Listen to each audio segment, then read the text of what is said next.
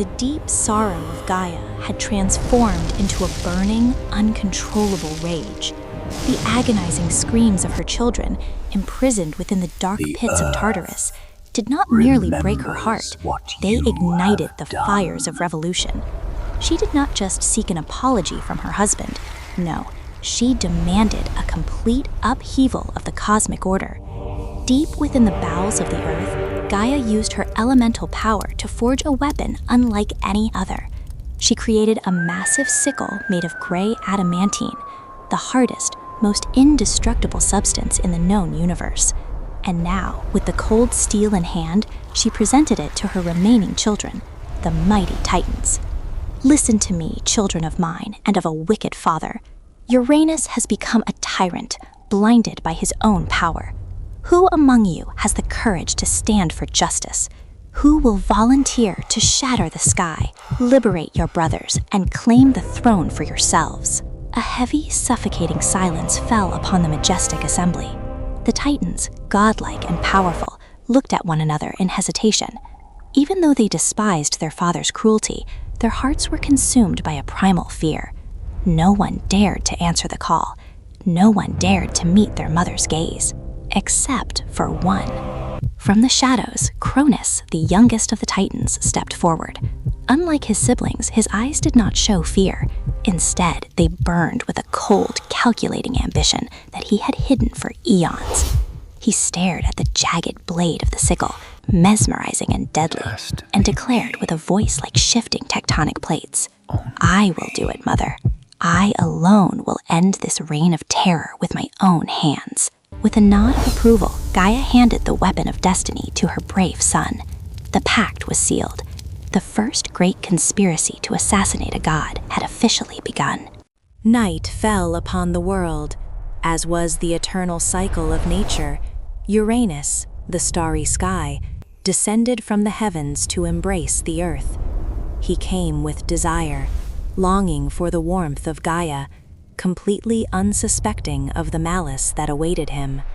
He lowered his vast cosmic form down to rest upon the land. But tonight, the embrace that awaited him was not one of love, but of death. Gaia had carefully concealed Cronus within the darkest shadows of the earth, masking his presence, waiting for the precise moment when her husband was most vulnerable. And then, in a split second that would change history forever, Cronus struck. He leaped from his hiding place. The adamantine sickle sliced through the air, reflecting the cold light of the stars, before he gathered every ounce of his Titan strength and slashed down upon his own father.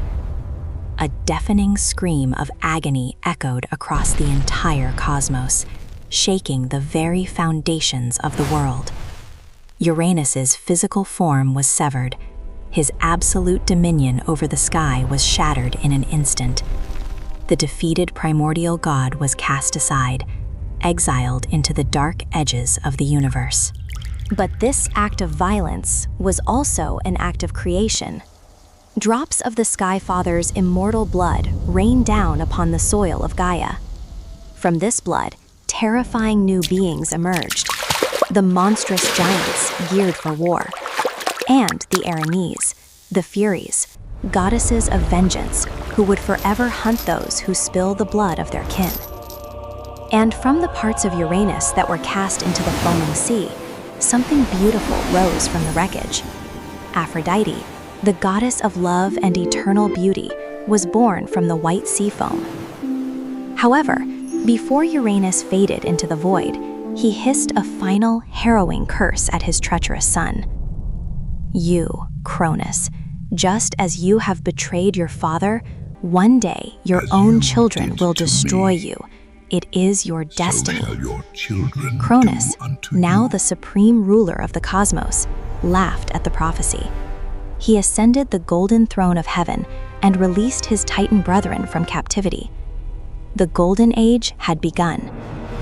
But deep within the dark corners of his mind, his father's curse had taken root.